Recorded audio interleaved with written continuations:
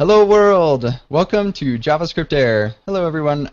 Today we're going to be talking about the JavaScript framework Angular, and we have some subject matter experts with us today. I'll get to introducing them in a second, but before I get too far into things, I'd like to give a shout out to our sponsors who make this show possible. First, Egghead.io is the show's premier sponsor, and they have a huge library of bite-sized web development training videos.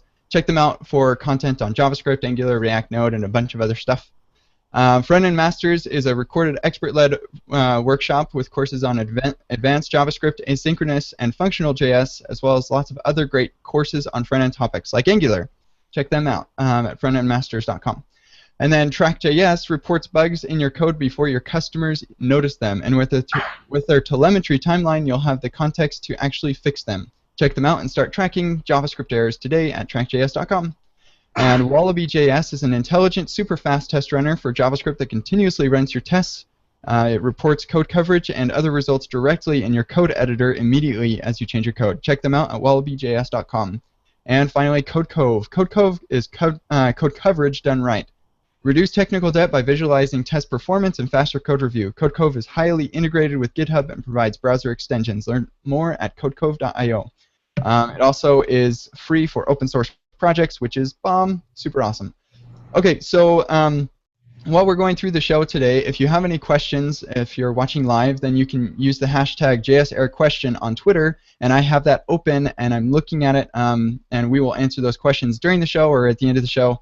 We'll answer as many as we're able to, so ask away. And then, as always, this is a weekly show, and we have a show next week. It's reactive programming in JavaScript with Ben Lesh, Matthew Podwaski, Saki? Yep, something like that. And Andre Stoltz. So it should be an awesome show. I'm looking forward to it. And as always, follow us on Twitter and Google+ and Facebook to keep up with the latest. So let's introduce who is on the show today. First, our panelist today is Pam Selly. Hi. And I am your host, Kent C. Dodds, and we have three amazing guests today. Brad Green. Hello. Igor Minar. Hi there. And Mishko Hevery. Hello. And we're super excited to have each one of them here on the show with us today. Before we get into our subject about Angular, I think it'd be a great thing to have each one of them introduce themselves. So, Brad, why don't you go first? Give us a little intro to yourself. Sure. Yeah, Brad Green. I'm an engineering director at Google, and I work on the Angular project. And these guys tell me what to do. Awesome. Igor. Yes. So hi, I'm Igor Minar. I'm a software engineer at Google, and I'm one of the leads on Angular. Hello, I'm Mishko, and I'm a tech lead on the core of Angular 2. Great. Thank you for your work. So let's go ahead, and I think a good starting point for us is just the general question, what is Angular? Well, so Angular's, I mean, it sounds like a simple question, but it's kind of changed from Angular 1 to Angular 2. In Angular 1, we were trying to really simplify developers' lives in building a web app by giving them a framework to give some structure, reduce boilerplate, make testing easier, all those nice things. And in Angular 2, we've kind of increased the scope of what we're trying to do, and we now are grandiosely calling it a platform because we did a lot of work with the TypeScript folks on the language. Mishko and Igor have been working on the core JavaScript facilities with the TC39, doing things like extending with decorators and zones and some other things coming down the pipe. We're building some rich tools to help make sure the developer experience is good, and then attacking this problem for developers, not just for the web, but for mobile web, native mobile, and for desktop also. Cool. So when you mean, or when you're talking about platform, can you actually expound a little bit more on that, on how Angular is becoming more of a platform? Like, do you mean that it's going to be more than just web technologies, or like what are the actual use cases that you're hoping to see Angular be kind of a part of? Yeah, so Angular 1, architecturally we were tightly coupled to rendering in the DOM. There was no good way to plug other renderers, other template engines in. But we know that if you're successful, you probably have a bunch of different platforms you need to develop for. And to be able to share code and expertise across those development targets, this is not an easy thing. But we think like web tech has really gotten to the place where you can, reliably deliver to all of these platforms, maybe with some different renderers. Mishko, maybe talk about the split that we did in Angular 2 to allow pluggable renderers and template engines to be a good idea. Right. So in Angular 2, we wanted to make sure that you don't need to get hold of any of the DOM API when you're developing the application. So the injection system was beefed up, the markup was beefed up, and all of these things were really done so that you don't have to get hold of the DOM. And as a result, your application can run really in any environment, whether it's a server or a web worker. And the renderer, we have a default renderer which renders to DOM, but we have other renderers, for example, one that serializes across wires, so you can actually have the application running in the web worker and render to the UI. And it turns out once you have it running serialized across the web worker, there's actually no difference whether the application actually be running on a node, and you can serialize into the browser as well. We have other renderers, for example, for React and Typescript, which actually allow rendering to native widgets and native UI. So cool. So just to be clear, this is basically you can run Angular anywhere that runs JavaScript. Is that kind of the overarching idea? Yeah, and it doesn't just have to be Node on the server. We just need JavaScript. There's nothing special about Node. And so we're working on integrating with other server platforms. So we'd like to be able to run it from Java, and we've been working with the Drupal folks on PHP integration. It also means, though, that in systems like Electron or Windows Universal, where I do have a JavaScript engine, we can actually run not in the UI thread, but off on another process and get direct access to the platform API. So this is really powerful. Like for my services in Angular, now I don't actually have to make an HTTP connection to get at data or talk to USB or Windows Auth or whatever I wanted to do. I can go directly. Very cool. So can you, since we're kind of on the subject of platform, can you talk a little bit about Dart and how Angular 2 and Dart work together? So yeah, Angular 2, we actually built on Angular 1 two things. We built one version for JavaScript and one version for Dart. And Mishko had the bright idea that maybe we could combine the two and just have a single platform that we deliver across all of these targets. And so now we author in TypeScript and we generate Dart, TypeScript, and then APIs for ES6 and today's JavaScript as well. Cool. Since we're continuing on this topic of languages, can you talk about why TypeScript is important to Angular development? We just did an interview on Microsoft Channel 9 with Anders, where we talked about kind of the history. But Mishko, you were most involved. Talk about how we started with languages. Right. So as I said earlier, one of the things we wanted to make sure is that if we want to run offline or in environments other than DOM, we need lots of declarative information about what you're trying to do, what your intent is. And this declarative nature of things is really what annotations or decorators are for, and they're well known in places like Java, but there's nothing like that in JavaScript. And so the whole thing started because we wanted to have annotations, metadata, yeah, etc. And at first we started with this idea of AdScript, but luckily we met TypeScript. So we were going to write our own language. That's right. Silly us. Silly us, but we met up with TypeScript, and they were saying, well, we'll just add the thing in there for you, and you can have all the benefits that you want.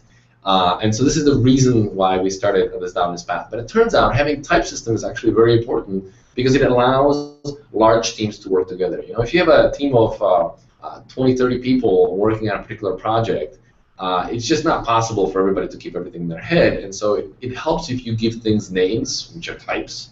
It helps if there is a formal verification system that says the thing that you named is actually the thing that you have. And so it's really an enabler for large-scale teams. And once that happens, it also is an enabler for refactoring. What Anders likes to say is that without types, you end up having write-only code base. That is, you can write code and you can have large code bases, but everybody's afraid of changing anything once things are up and running. And with the type system, it becomes a read-write code base. It's not only that you're writing code, but you also are rearranging it as well. Yeah, I mean that's for developers, but like we actually benefited ourselves from writing Angular in TypeScript. Right, we did benefit, as you pointed out. We found bugs. We found bugs, and we also, a lot of team members, I think what Brad likes to say is they came up and said, now I actually understand what I'm working on. It's because like you can actually traverse the code base and find the source. It's nicer. We often talk about the benefits of the type system for big projects and big teams, but I find that even on small projects it's beneficial, especially if you have like many small projects. Just keeping all of them in your head and understanding how they work is not feasible. And also when you're starting and just need to explore, what kind of APIs are available. If you have a type system, you can get much better tooling support, and the tools can help you like explore the API surface, understand how to wire things together, and tell you when you make a mistake.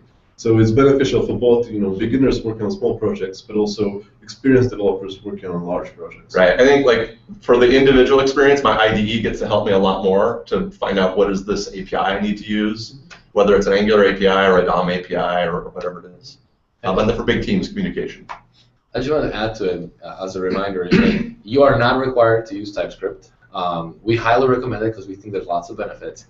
But you can just stick to the good old JavaScript of today. And it actually turns out that the good old JavaScript of today is a valid TypeScript program.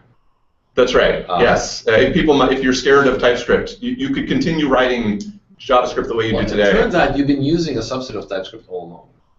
It's just, once you... That's the way to talk about it. It just works. Things just work together. Yeah. And you can slowly introduce the types, as you see fit. Very cool. So with that in mind, is there any plan to upgrade the Angular 1 code base to be TypeScript?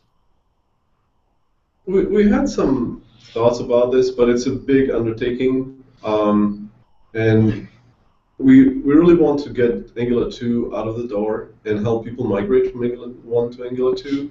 So it doesn't, we don't see that it would have the impact that would be worth justifying the cost. Yeah, I mean, we have a export of the types on Angular 1, so people can get a lot of the benefits from Angular 1 using TypeScript already.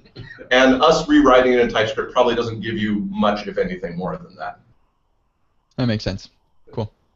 Yeah, with TypeScript, there is a way to have external definitions of the type system surface, and that already exists on Definitely Typed, which is a repository of these definitions, type definitions.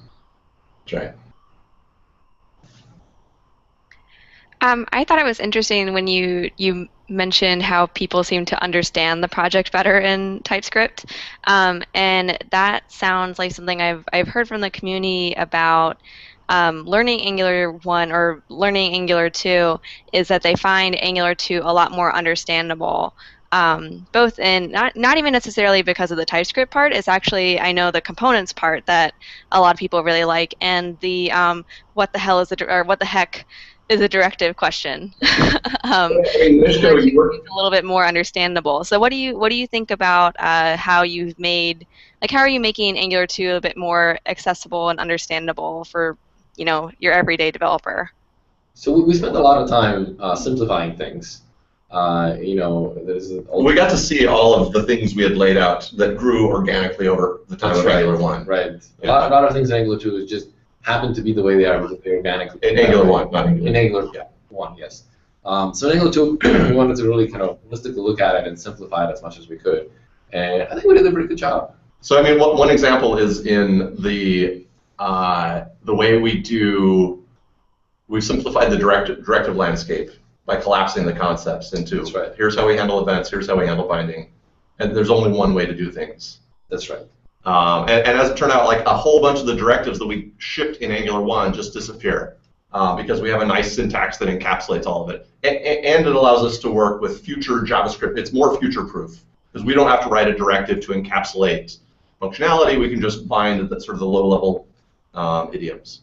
And let me add to it. The other thing that might not be obvious is that Angular 2 is a lot more toolable, and so companies like WebStorm, which provide their IDEs, can give you a lot more help in navigating through, clicking through the HTML, getting back to the components, seeing the related formatting for it, etc.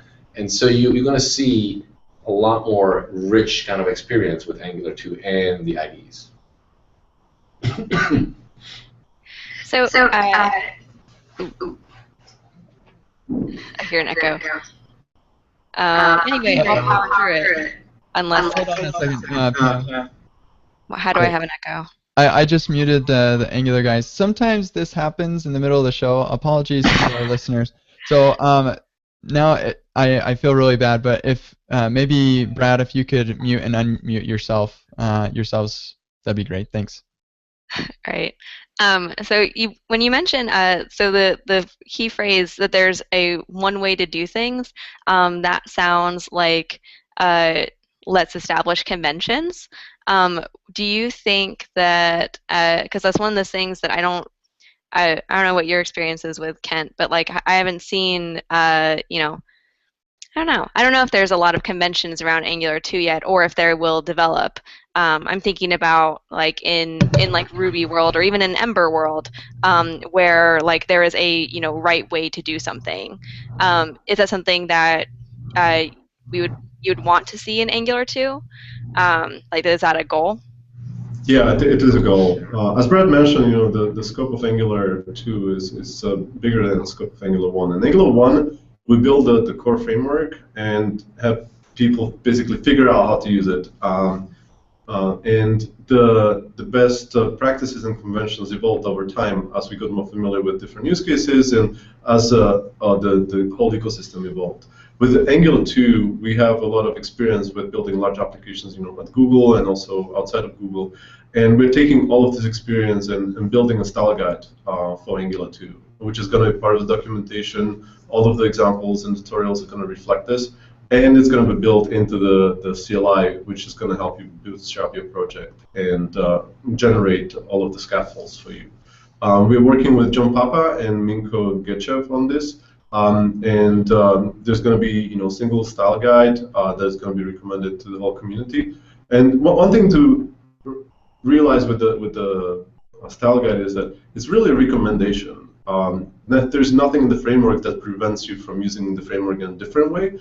This is just a recommendation for you to get started, learn from the best practices that we know of today. And if you find that in your company there might be some reasons for diverging, then you should feel free to do that. But we're coming with a bunch of experience about building apps already. Like internally at Google, we've built a bunch of Angular 2 apps. We've seen a lot of the ways components get put together. And the thing that is also very cool is, in addition to the CLI, which will set up your directory structure and initial code, the way that works with the conventions we lay out in the docs, Minko is also building a linter that will take as many of these things and give you real-time feedback as you write the code. Am I following conventions or not? It's optional, but seems pretty cool. Yeah. And one thing that is part of the style guide is explanation as to why there's a certain recommendation, because that gives you insight into why is this best practice and is it applicable to your situation. So you can make your own decision. So a bunch of those things you just mentioned, is that CLI out, or like? The CLI is currently in alpha. It's still being developed, and the style guide effort is undergoing, and we are slowly taking all the stuff from the style guide we have today and moving it into the CLI. Yeah, I mean, the other big thing we get from the CLI is collapsing all of the setup you have to do with polyfills and installing tools and configuring, and all the way through to scaffolding tests and running them and launching my developer mode and then deploying.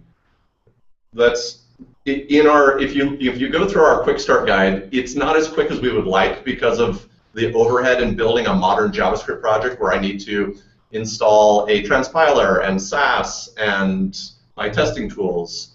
And so this will all drop away. And our goal for final is we're going to replace all of those instructions, which is the one line, npm install Angular CLI and Angular CLI new project. It should be a lot better for folks getting going. Yeah, a lot of feedback we get is that Angular 2 seems complex, but when people dive in, they realize that it's not Angular 2 that is complex. Angular 2, as you mentioned, the whole component system is very simplified compared to Angular 1. The friction really comes from the setup of the tooling and dealing with all of the new stuff that is in browsers that is currently provided through polyfills, and that needs to be set up.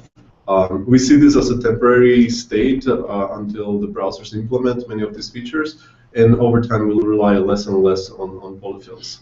However, what I also see is that as TC39 comes up with new standards like async functions, developers get really excited about them and want to use them.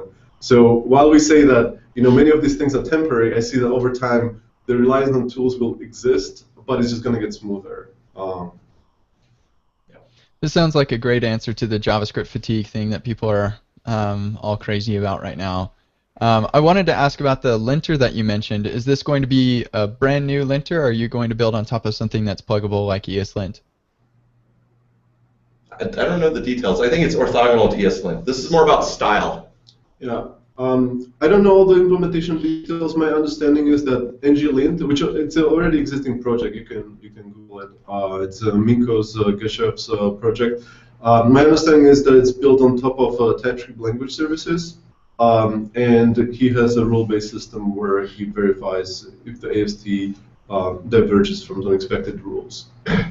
So it is actually uses some plug-in to the TypeScript language system that Chuck on our team is working on. What do you want about what he's doing? Like, Mishka, you created the issue. Sorry, Metadata? The metadata, the language services that Chuck's working on. Right. So Chuck's working on these metadata collection services, which allow us to. There's two benefits we get out of it. First of all, we can add it to the tooling. So like IDEs like Visual Studio can provide completion and just lots more insight. And it's not just Visual Studio, but really any IDE that uses TypeScript services, including like even if you have it set up for VI, Sublime or anything like that.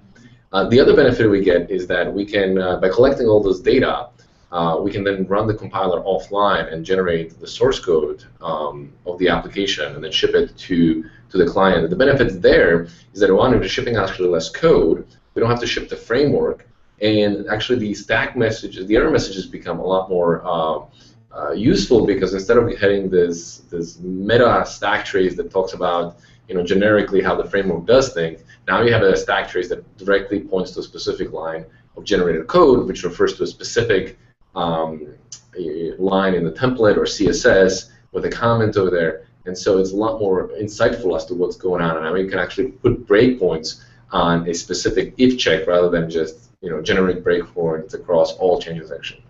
And the cool thing about this is that basically we take all of the HTML code and all of the metadata, translate it into code, and once we have that, we can do minification of this code. So while templates and metadata are kind of hard to minify because the framework needs to be able to read them, once we process them, we generate instructions in form of code, and that code can be then minified and made much smaller. Very cool. Yeah, that actually kind of touches on the thing that I wanted to talk about next, which is performance. And performance has a lot of different vectors, minification being one of those. What are some of the things that Angular 2 is doing to make performance awesome? Go ahead. Sure. So again, we're talking about the code generation. By doing the code gen, we create code which, in technical terms, is called monomorphic code. Turns out that the VMs love monomorphic code. It can optimize it very well. And so by doing that, we can get really amazing performance, not just in terms of runtime, but also in terms of startup, because you don't have to bootstrap the cold start. Sorry, in terms of the cold start, and in terms of how much we have to memory pressures as well, and how much we have to actually ship to the browser. So all of those are kind of great benefit in terms of performance.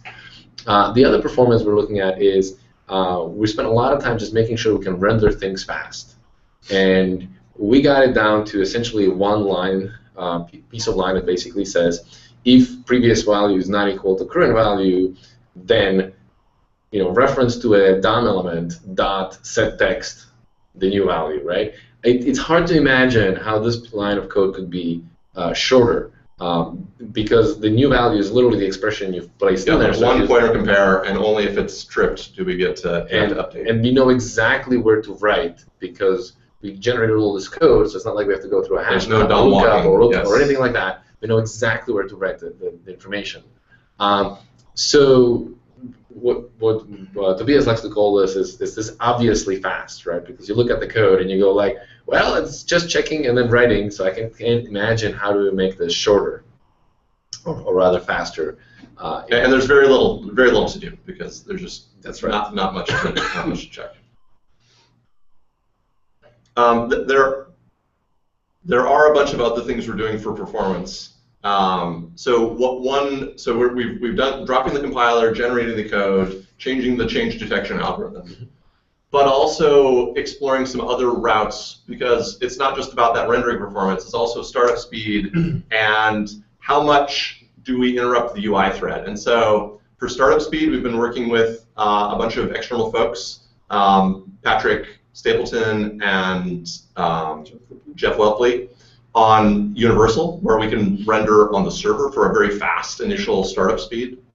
And then working with web workers so we can actually offload Angular into a separate process and not interrupt the UI thread and make things always responsive for the user. I want to add actually one more thing to it, which is that by default we run the good old change detection, right? The thing that people have come to love, which is very friendly towards other libraries, etc. But we are set up in a way that we can actually run other strategies. So, for example, if you choose to make your code immutable, you can flip a couple of flags, and you can make the framework take advantage of this thing. So there's even less work for us to do that. There's even less work. And the important part here is that this can be done on per component basis, right, rather than on a global basis. So you can have this hybrid application where you say, well, for the top level, it's actually I really prefer the change detection because it's simple to reason about. But for the leaves, for example, I'm going to choose an efficient immutable algorithm or something like that. And it also supports the reactive/flux style programming model as well. So you do have a lot of choices. So I guess to summarize, like we can the stuff we do faster. We give you a whole bunch of other options in terms of how to detect changes, and we allow you to offload stuff onto different threads. Sounds like you've opened it up to a lot of additional experimentation and exploration as well. So that's awesome to hear.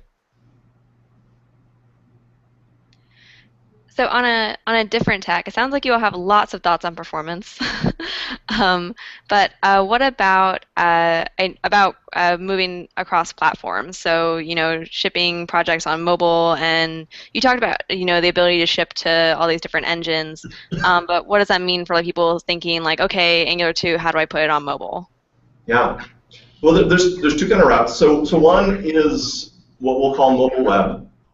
And you may have seen some of the studies recently where folks like Flipkart have gotten tremendous amount of engagement by just focusing on their mobile web story in this sort of progressive web app style application where my app, when I first surf to it for the user, looks like a website, but it becomes more like an installed app as I use it. So on first download, we use service workers to cache the data and the code, so the next time I come to it, it's already there very fast. And this is where people actually make money. It's very hard for me to get my app installed. Most apps on the App Store and the Play Store never get installed, ever, not once. But people still are able to make money by driving people to their websites on mobile. And so this is where we really want to help people build into this problem space. So we take advantage of Angular's much more minimal memory pressure. You use much less memory, faster change detection, offloading some of the work to web workers if you've got an intensive application, so that you can have a completely native performant experience over there. And we've got a team actually focused just on this, and we'll have starter code. It'll be part of the CLI. It will get started quickly, go down that path. If you are very successful and you can get people to install your native application, there's a bunch of different options. So one is the Ionic team we've worked with for a long, long time. And we've been working with them throughout Angular 2 to make sure that Ionic 2 can launch in the similar time frame. And we've been here, like, I haven't used it, but I've actually heard a lot of great things about how much nicer Ionic 2 is. They take advantage of all the performance enhancements that we have to be able to deliver through a web view. If you want to go actual native, there's actually two different options you can go down right now. So one is Telerik native script, where I kind of write once and I get full access to all of the local platform APIs through this reflection capability that I have in JavaScript. They have some very nice tooling around it. I can build for Android, iOS, and I think Windows Mobile. And then the other one is React Native, and we've been working with some folks at Amadeus to build this support in so that you can use React's native renderer. It's similar to NativeScript. You don't get direct access to all of the platform things. You have to write a wrapper, kind of like Cordova works. But it's got some very nice APIs, and it seems like a nice development environment also. The performance is really good. And performance is very good on that, yep. So those are some of the options. And then I talked a little bit about desktop with Electron and Windows Universal being the target shells that you can use over there. Cool. So I think Pam actually wanted to talk about RX. Is that right, Pam? Well, I found it really interesting I'm a big fan of the RxJS project, and that you all use it in Angular 2. Is that correct? Yep. And it seems timely since, listeners, you can tune in next week and, hear about RxJS. So I kind of wanted to ask, what you all, like, why did you use RxJS in your tool chain? And how do you think it's beneficial? Yeah. Sure. I can take this one. So in Angular 1, when we were dealing with the problem of synchronous programming, we looked at, is there something better than callbacks that we can use and expose as APIs? And we came across promises. And promises really solved the problem of one-time events that are asynchronous that you need to respond to in some way and handle errors. One of the big selling points of promises was composability. So you could set up chains of events that happen in some succession, and all of them are synchronous or potentially synchronous, and basically you can set up complex applications in this way. In Angular 2, we had more and more needs of repeated events, not one-time events, but things that happen over and over and over again. And promises are not great for modeling this kind of situations. So we looked around, and somehow I managed to come across Jafar Hussain from Netflix and Ben Lesh, and I saw the presentation, and it totally opened my eyes because I saw like all the problems that we were dealing with and we couldn't solve well with promises were really well modeled through observables. And Ben Lesh was at the time starting the RxJS project, so we talked to him, and we basically came to the conclusion that RxJS 5 would be a perfect fit for what we are trying to build with Angular as a framework and expose observables as our user-facing APIs.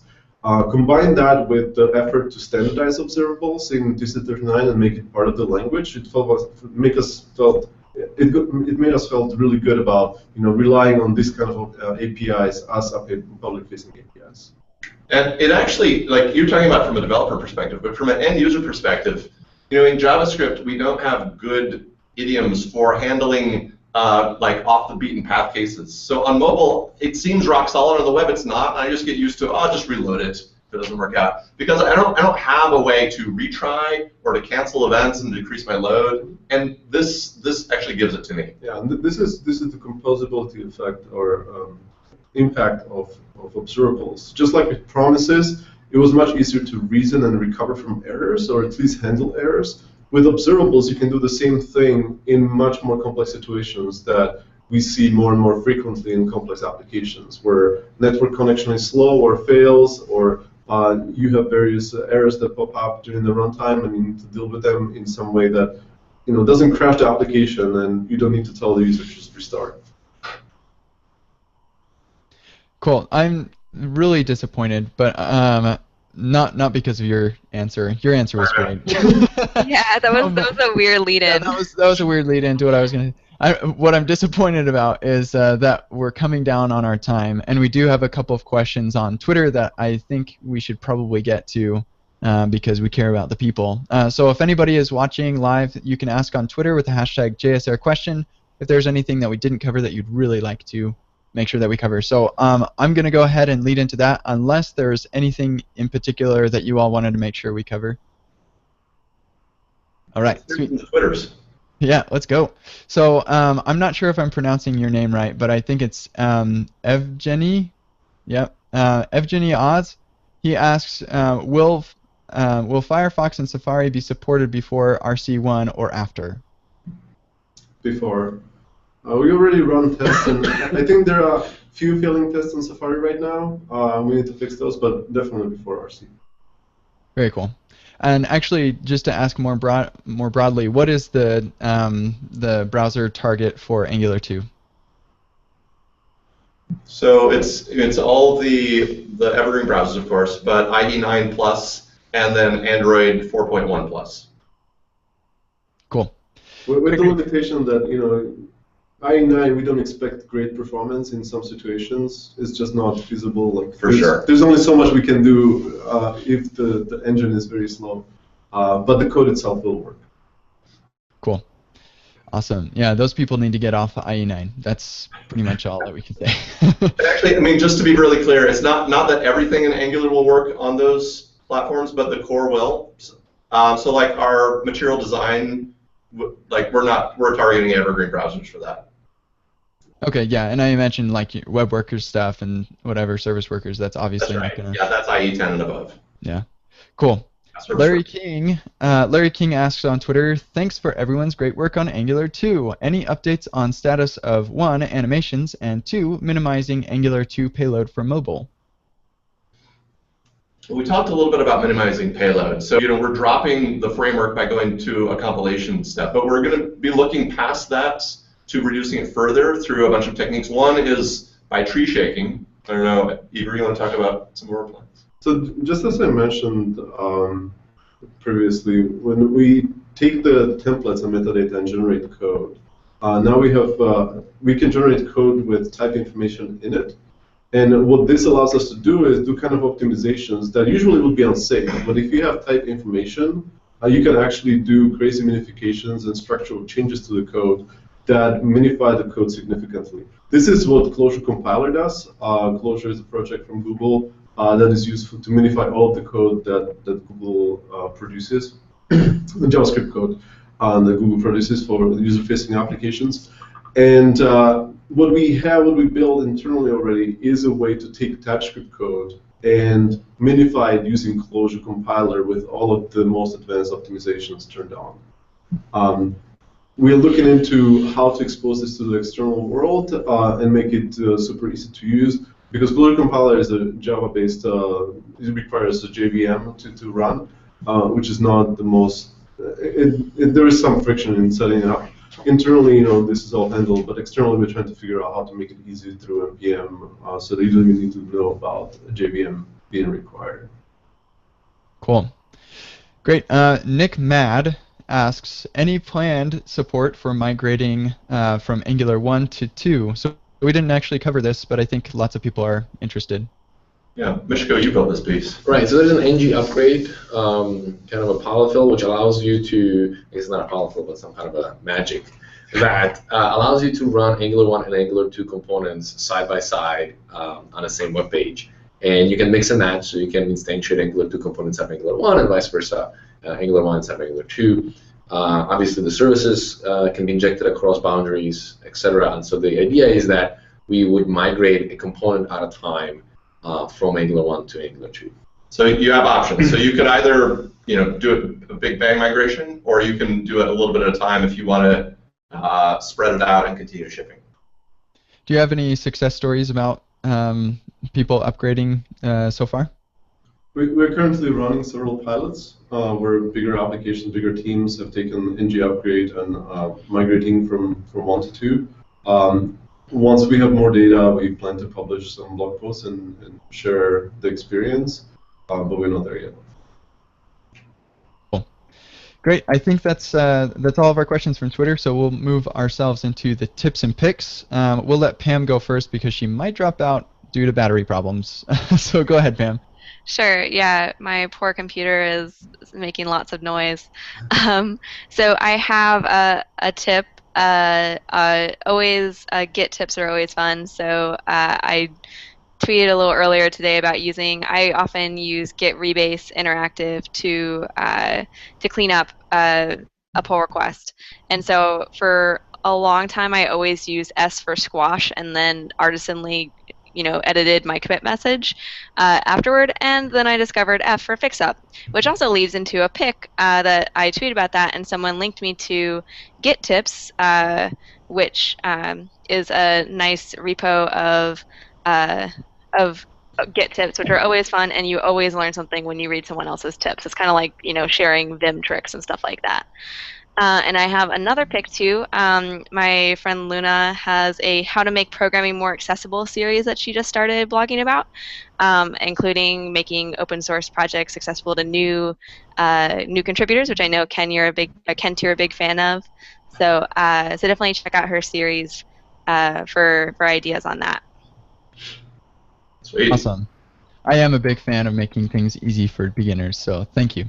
Great. So I'll go next, and then we'll let our guests go. So for my tip, I'm a big believer in not confining our conversations to one-on-one conversations. So it can be really easy to actually just make your conversations public. So if you have a question about like how do I write a test for this thing, like have a conversation over a Hangout on Air or something. Have it recorded so that you can make it public, and everybody can make the world a better place that way. And my picks are, first I want to pick PayPal. I work for PayPal. I work from home. I totally love PayPal. I think they're awesome, and they let me do this podcast, and I think that's great. So thank you, PayPal. And then my second pick is Soft Skills Engineering. This is a new podcast from Dave Smith and Jameson Dance about everything else that you don't hear on other podcasts about soft skills. It's really, really good. They've had 5 episodes now, and episode 4 is Should I Build My Personal Brand? And it's actually a terrific episode. I recommend you check it out. So great, that's my tips and picks. Let's go with Brad. What do you have for us? I'll go real local and lowbrow with if you are using Angular 2, the latest version of WebStorm has some amazing abilities in giving you IntelliSense in the templates and in your code. It's really cool. Cool. Igor. I came recently across this really cool web application called Flat.io, F-L-A-T.io. It's an application for collaborative editing of music sheets. I'm trying to learn piano, and I was looking for something where I could build my own sheets, and this popped up. It looks really cool. It's really slick. And when I looked under the hood, it's built with Angular, which was a nice surprise. 1 or 2? Angular 1. Angular 1. Okay, cool. Awesome. And Mishko. So I just discovered this morning this amazing service called, run by Financial Times, and they have a CDN with a URL which ends in something like powerful.js. And what the service does is it looks at your browser agent and says, aha, you're running Chrome or Safari or whatever, you need these set of polyfills, and just magically delivers them for you. So you include one thing, and depending on what browser you have, the payload might be an empty file, or it might contain a large set of things that you need for your particular platform. So I think that's awesome. And I think that's very cool. Anchor too. Well, actually, on that, Webpack 2 is requiring a promise polyfill, and so like lots of people used to use Webpack to polyfill promises conditionally, and now that Webpack actually itself requires a promise polyfill, like they're looking for alternative ways to do that, and Polyfill.io can do that for you. It's awesome. So cool pick. Yeah. +1. All right, so with that, I think that is our show. Let me just give a quick shout out to our silver sponsors, O'Reilly FluentConf, Auth0, Trading Technologies, and new sponsor, SparkPost. SparkPost is actually going to be what we use for our newsletter, which you can sign up for at jsair.io/email, and hopefully we'll get a newsletter out this week, so do that. It's going to be great. And then go to suggest.javascriptair.com if you have any suggestions for the show, guests, or topics, and then feedback.javascriptair.com is a great place for you to go and submit feedback about the show, about this episode, about a previous episode, or about the show in general. That is appreciated. Remember, next week our show is Reactive Programming in JavaScript with Ben Lesh, Matthew Podwasaki, and Andres Stoltz. And then, as always, follow us on Twitter, Google+, and Facebook to keep up with the latest. So with that, I just want to say thank you Igor, Mishko, and Brad for coming on the show. Thank you. Bye. Thanks for having Bye. us. See ya.